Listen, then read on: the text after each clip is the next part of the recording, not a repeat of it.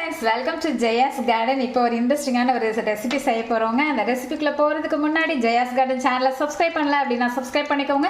அப்படியே பக்கத்தில் இருக்கக்கூடிய பெல் ஐக்கானை ஆல் ஆப்ஷன் போட்டு வச்சுக்கோங்க. இப்போ கொஞ்சம் அதிகமாகவே எண்ணெய் விட்டுருக்கேன், கொஞ்சமாக சோம்பு போட்டுக்கலாம். என்ன செய்ய போகிறேன்னு சொல்லவே இல்லையே. நான் இப்போ மீல் மேக்கர் இருக்குது இல்லையாங்க, சோயா, அதில் ஒரு சுக்கா ஒன்று செய்ய போகிறோம். இதுக்கு நல்லா ஆயில் ஹீட் ஆகி அதுவும் நல்லா பொரிஞ்சு வரட்டும். நல்லா பொரிஞ்சிடுச்சு. இப்போ நம்ம ஒரு 150 கிராம் பல்லாரி வெங்காயம் போட்டுக்கிறோம். நான் 200 கிராம் சோயா எடுத்துருக்கேங்க. அதுக்கு 150 கிராம் பல்லாரி வெங்காயம் போடுறோம். நல்லா இது ஒரு கோல்டன் ப்ரௌன் வரட்டும். இந்த அளவுக்கு கோல்டன் ப்ரௌன் வெங்காயம் ஆகணும். அதுக்கப்புறமா ஒரு ஸ்பூன் அளவுக்கு இஞ்சி பூண்டு விழுது போட்டுக்கலாம். நல்லா வதக்கிட்டு 3 பெரிய தக்காளி, கிட்டத்தட்ட இந்த வெங்காயம் எந்த அளவுக்கு 150 கிராம் போட்டாங்க அதே 150 கிராம் கிட்ட தக்காளியும் போட்டு நல்லா வதக்கலாம். நல்லா இங்கே பாருங்கள், தக்காளியெல்லாம் மசிச்சு வந்துடுச்சு.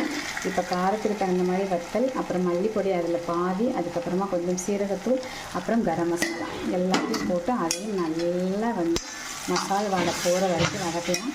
அதோடு நம்ம கொஞ்சம் கொத்தமல்லி இலைகளும் போட்டு சேர்த்து வதக்கிக்கலாம். இந்த மசாலாவோட கொஞ்சம் ஃப்ளேவர் கிடைக்கும். அதுக்கப்புறம் கடைசியாக கொஞ்சமாக போட்டுக்கலாம். நல்லா வதக்கலாம். இது வதங்கி நல்லா ட்ரை ஆனதுக்கப்புறமா தான் நம்ம மீல் மேக்கரை புழிஞ்சு போடணும். வதக்கிட்டேன். இப்போ ஒரு 2 ஸ்பூன் அளவுக்கு மட்டும் தண்ணி ஊற்றிக்கலாம். இது சுக்கா, அதனால் நிறைய தண்ணி ஊற்றக்கூடாது. இதோட மசால் வடை போடுறதுக்காக நம்ம தண்ணி ஊற்றுறோம். நல்லா பருத்தி எடுக்கலாம். நல்லா வதங்கி ட்ரை ஆகிடுச்சு பாருங்கள். இப்போ நம்ம இதை புழிஞ்சு வச்சுருக்கிற மீல் மேக்கரை அது உள்ள தட்டி நல்லா பரட்டிக்கிட்டே இருக்கணும். ஒரு 5 மினிட்ஸ் பரட்டிடணுங்க. மசால் ஃபுல்லாக நல்லா உள்ளே இறங்கணும்.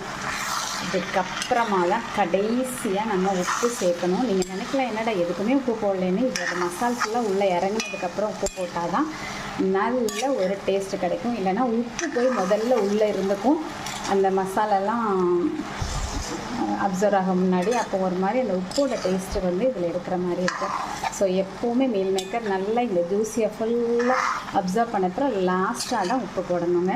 இது ஒரு 10 நிமிஷம், ஒரு 5 நிமிஷம் பரட்டினதுக்கப்புறம் உப்பு போட்டுட்டு அப்புறம் ஒரு 10 நிமிஷம் பரட்டணும். அதுலேயே வெந்துடுங்க.